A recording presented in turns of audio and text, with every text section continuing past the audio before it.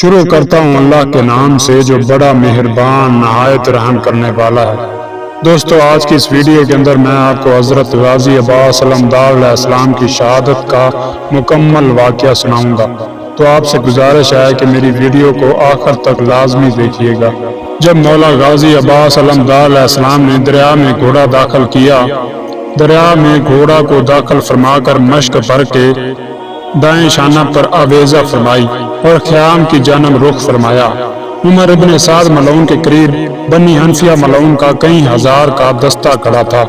اس ملعون نے اس فوج کو مخاطب ہو کر کہا کہ تم نے ابھی تک جنگ میں کوئی خاطر خواہ حصہ نہیں لیا، اب تم حملہ کرو۔ اس ملعون قبیلے والوں نے آ کر شہنشاہ وفا کو گھیرے میں لے لیا، جہاں پر ایک عظیم جنگ ہوئی۔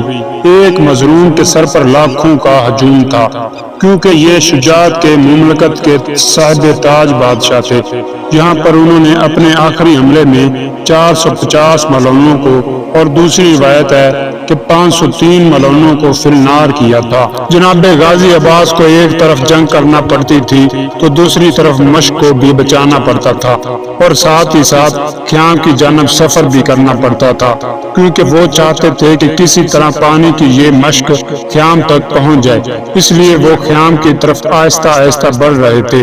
ان کے سفر کے رخ کو دیکھتے ہوئے اس زاویہ سفر پر زید ابن ورقہ اور حکیم بن طفیل ملعون نے کھجوروں کی چھڑیوں سے ایک کمین گاہ بنائی، اس میں یہ دونوں ملعون چھپ کر بیٹھ گئے۔ جس وقت جناب غازی عباس علیہ السلام اس کمین گاہ کے قریب آئے تو ان دونوں ملعونوں نے چھپ کر وار کیا۔ زید بن ورقہ ملعون کے وار نے ذرہ کو زخمی کیا اور حکیم بن طفیل ملعون کی ضرب نے جناب غازی عباس کے دائیں ہاتھ کو وصول کیا، دائیں ہاتھ قربان ہوا۔ جناب غازی عباس علمدار علیہ السلام فرماتے ہیں کہ یہ علی اصغر کا صدقہ ہے۔ فوراً جناب غازی عباس علیہ السلام نے مشق کو بائیں بازو میں منتقل فرمایا اور بائیں ہاتھ سے 50 ملعونوں کو فی النار کیا، اور گھوڑے کو فرمایا کہ کوشش کرو میری محنت کام آ جائے اور خدا کرے کہ یہ مشق خیام تک پہنچ جائے۔ بنی حنفیہ کے ملعون عبداللہ ابن شہاب اور ابان بن دارم ملعون نے دوبارہ چھپ کر وار کیا۔ جناب غازی پاک کا بایاں ہاتھ بھی شہید ہوا۔ فرمایا کہ یہ پاک معصومہ بی بی سکینہ سلام اللہ علیہا کا صدقہ ہے۔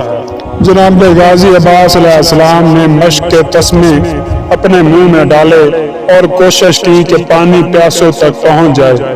قربان شدہ ہاتھ سے علم پاک کو سینے سے لگایا اور اس کے بعد قدموں کی ٹھوکروں سے 350 ملعونوں کو فی النار کیا اور گھوڑے کو ایڑ لگائی کہ کسی صورت مشق خیام میں پہنچ جائے۔ اس کوشش کو مسلسل جاری رکھا، لیکن اچانک ایک تیر ایسا آیا کہ جس نے پیاسوں کی مشق کا بوسہ لیا، مشق سے پانی زمین پر بہنے لگا۔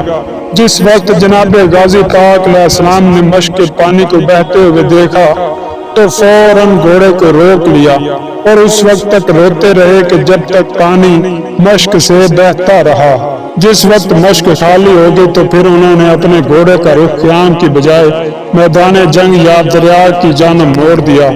گھوڑے کو مخاطب ہو کر فرماتے ہیں کہ اب خیام میں جانے کا کوئی فائدہ نہیں ہے، اب شہادت ہی ہماری منزل مقصود ہے۔ دوستو، اس منظر کو اگر ذہن میں اجاگر کریں تو حقیقت کا ادراک ہو سکتا ہے کہ مولا غازی پاک علیہ السلام کتنے نا امید اور مایوس اور دل شکستہ ہو کر دنیا سے رخصت ہوئے۔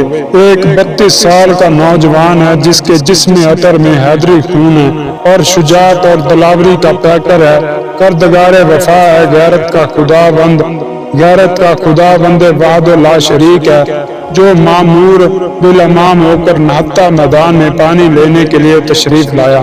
پیاسے مظلوم کو پانی دینے کی بجائے امت ملعون نے اس حال تک پہنچا دیا کہ اب اس کے دونوں پاک بازو قربان ہو چکے ہیں۔ پانی کی جس مشق کو خیام تک پہنچانے کی خاطر جان کی بازی لگائی تھی وہ بھی دست ظلم سے نہیں بچ سکی۔ دل میں حسرت ہو، پاس کا ایک محشر بپا ہے، آنکھوں سے آنسوں کی بجائے خون برس رہا ہے۔ زین ذو جناح پر اس طرح بیٹھے ہیں کہ آنکھیں بند ہیں، خالی ہاتھ خیام میں جانا دل برداشت نہ کر سکا۔ تو خود کو ظالمین کے سامنے پیش کر دیا کہ جتنا ظلم کرنا چاہو اپنی ہر حسرت پوری کر لو، مگر میری آخری خواہش ہے کہ اگر پوری کر سکو تو تمہیں یہی کہتا ہوں کہ اب مجھ پر ظلم کرنے کی ہر آرزو کی جی بھر کے تکمیل کر لو۔ اس کے بدلے میں تم سے یہی چاہتا ہوں کہ میری شہادت کے بعد میرے امام زمانہ کریم کربلا کو کچھ نہ کہنا اور پاک بیبیوں کے خیام کی طرف ہرگز نہ جانا۔ جب پاک مستورات کو جناب فیضا نے یہ اطلاع دی کہ آپ کے پردوں کے ضامن آپ کے پاک رداؤں کے محافظ نے باغ واپس موڑ لیا اور تمام ظالمین ان پر مل کر ظلم کر رہے ہیں، تو سیدہ عالیہ بی بی زینب سلام اللہ علیہا نے پردہ داروں سے فرمایا کہ نبی زادیوں، میرا غازی بھائی زین سے نہیں اترا ہے، بلکہ مجھے ایسا محسوس ہو رہا ہے کہ میرے سر کی ردا ڈھل چکی ہے، تحفظ کا جو احساس تھا وہ ختم ہو گیا ہے، ہم بے آسرا ہو گئی ہیں، اب شاید کچھ بھی دست ظلم سے نہیں بچ سکے گا، اس لیے میں دعا مانگتی ہوں آپ سب آمین کہیں۔ اس وقت پاک سیدہ معظمہ عالیہ بی بی نے آسمان کی طرف نگاہ فرمائی اور رو رو کر دعا کی کہ اے رب محمد وآل محمد علیہ السلام، ہمارے پاک منتقم کو جلد بھیج تاکہ میرے اس مظلوم بھائی کے انتقام میں دیر نہ ہونے پائے۔ دوستو، جس وقت مولا غازی عباس علیہ السلام واپس دریا کی جانب روانہ ہوئے تو ابھی زیادہ دور نہیں گئے تھے کہ ایک ظالم نے کہ جس کا تعلق بنی تمیم سے تھا ایک ایسا تحفہ پیش کیا کہ جناب ابو الفضل العباس نے زین ذوالجناح سے عرش عرض کربلا کو زینت بخشی۔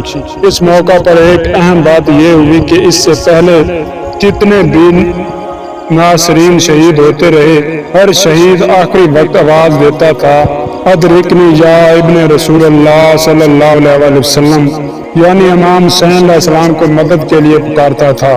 مگر جس وقت جناب غازی پاک علیہ السلام نے زین چھوڑی تو انہوں نے ادرکنی نہیں فرمایا، بلکہ انہوں نے فرمایا کہ السلام علیکہ یا ابا عبداللہ علیہ السلام، میرے آقا غلام کا آخری سلام قبول ہو۔ جس وقت امام مظلوم علیہ السلام نے اپنے علمدار بھائی کی یہ آواز سنی تو بلا تاخیر اسی سمت روانہ ہوئے کہ جس سمت سے آواز آئی تھی، مگر فوج اشقیاء کا اتنا ہجوم تھا کہ راستہ ملنا دشوار تھا، کیونکہ ابھی تک کچھ ظالمین وفا کے خالق پر ظلم کی حسرت مٹانے میں مصروف تھے۔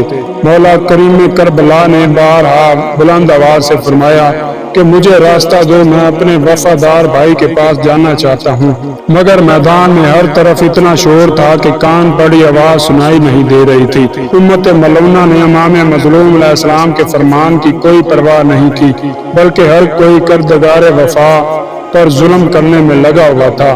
یہ حالت دیکھ کر شجاعت حسینیہ بیدار ہوئی، ان کے چہرے پر جلال الہی نے انگڑائی لی۔ اس کے بعد امام مظلوم علیہ السلام نے قوت پروردگار کا مظاہرہ فرمایا اور تلوار سود کر لشکر شام پر حملہ آور ہوئے۔ یہ حملہ اتنا اچانک اور شدید تھا کہ فوجیں بدحواس ہو کر دوڑی، میدان خالی ہو گیا۔ اس وقت امام مظلوم علیہ السلام اپنے بھائی کی جانب روانہ ہوئے۔ تاریخ گواہ ہے کہ میدان میں ایک مقام پر مرتجز کے قدم رک گئے۔ امام مظلوم علیہ السلام نے پیڑی لگائی، مگر مرتجز نے قدم آگے نہیں بڑھایا۔ امام علیہ السلام نے مرتجز سے مخاطب ہو کر فرمایا کہ ہمیں معلوم ہے کہ تو بھی 3 دن کا پیاسا ہے، کیا اب تھک گیا ہے؟ مرتجز نے اپنی آواز میں کہا میرے آقا زمین کی طرف نگاہ فرمائیں۔ امام مظلوم نے جب زمین کی طرف نگاہ فرمائی تو وہاں شہنشاہ وفا کا خون آلود قلم شدہ پاک بازو نظر آیا، جو سرکار کے ذوالجناح کے سموں کو مس کرنے کی کوشش میں مصروف تھا۔ امام کائنات روتے ہوئے زین سے اترے اور بھائی کے پاک بازو کو اٹھا کر سینہ سے اور پھر آنکھوں سے لگایا اور فرمایا کہ تیری وفا پر قربان جاؤں کہ وفا اور ادب کی رسمیں ابھی تک نہیں بھلائے۔ اس ہاتھ کے ساتھ ان کی تلوار بھی موجود تھی۔ جلدی سے امام کائنات علیہ السلام نے تلوار بھی اٹھا لی۔ یہ اشیاء وصول فرما کر پھر گھوڑے پر سوار ہوئے تاکہ بھائی تک جلدی پہنچ جائیں۔ تھوڑی دور جانے کے بعد دوبارہ مرتجز کے قدم رکے۔ امام مظلوم نے دیکھا تو کردگار وفا بھائی کا دوسرا ہاتھ نظر آیا۔ فوراً زین سے نیچے اترے، زمین سے اٹھایا، چوم کر گود میں لیا اور پھر گھوڑے پر سوار ہو گئے۔ میدان میں کسی جگہ سے علم ملا، کسی جگہ سے پاک مشک ملی، کسی جگہ سے کوئی چیز، کسی جگہ سے کوئی چیز ملی۔ پاک بھائی کو تلاش کرتے کرتے جب نہر القمہ کے نزدیک پہنچے تو کنارے نہر پر پاک بھائی کو پرسکون انداز میں آرام پذیر پایا۔ اس وقت سلطان الصابرین کے صبر خداوندی میں ایسا تزلزل پیدا ہوا کہ اپنے آپ کو زین ذوالجناح پر سنبھال نہ سکے، اور بے بسی کے عالم میں امام مظلوم علیہ السلام نے خود کو گھوڑے سے نیچے گرا دیا۔ حمید بن مسلم سے روایت ہے کہ جس وقت امام مظلوم پاک بھائی کو تلاش کرنے میں مصروف تھے تو میں ان سے کچھ دور رہ کر ان کے پیچھے پیچھے اس غرض سے چلتا آ رہا تھا کہ بھائی کو دیکھ کر ان پر کیا اثرات مرتب ہوتے ہیں۔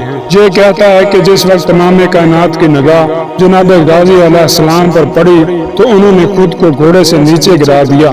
لاش کافی نشیب میں تھی، مگر امام علیہ السلام نے اس کے قریب جانے کے بجائے کچھ دور بیٹھ کر گریہ فرمانا شروع کیا۔ اس وقت اپنی آستین کے ساتھ آنسو صاف کرتے تھے، پھر بار بار اپنی آغوش کی طرف جھک کر دیکھتے تھے، پھر رونا شروع کر دیتے تھے۔ حمید کہتا ہے کہ میں یہ دیکھ کر ان کے قریب گیا اور عرض کی کہ آقا، آپ کی جھولی میں کیا چیز ہے کہ جس پر نگاہ فرماتے ہیں اور پھر گریہ فرمانا شروع کر دیتے ہیں؟ امام مظلوم علیہ السلام نے ابا کے دامن کو اٹھایا تو اس میں جناب غازی پاک علیہ السلام کے دست و بازو موجود تھے۔ مجھے وہ ہاتھ دکھا کر فرمایا کہ حمید دیکھو، یہ وفادار بھائی کے وہ ہاتھ ہیں کہ جن پر تمام آل نبی کو ناز تھا اور مان تھا۔ انہی ہاتھوں نے ہمیشہ ہمیں دکھوں سے محفوظ رکھا ہے۔ ان کی پاک بہنیں ہمیشہ انہی ہاتھوں پر نازاں رہتی تھی۔ میں اب یہ سوچ رہا ہوں کہ کس طرح میں یہ ہاتھ اٹھا کر کیا میں ان کی بہنوں کو دکھاؤں گا، اور کیا وہ یہ قلم شدہ ہاتھ دیکھ کر برداشت بھی کر سکیں گی یا نہیں۔ جس بھائی کے سہارے اور آسرے پر میرے پردہ داروں نے مدینہ سے کربلا تک سفر کیا تھا، وہ بھائی کی یہ کیفیت دیکھ کر شاید زندہ نہ رہ سکے۔ اس کے بعد مظلوم کائنات نے بلند آواز سے بیان کر کے رونا شروع کر دیا۔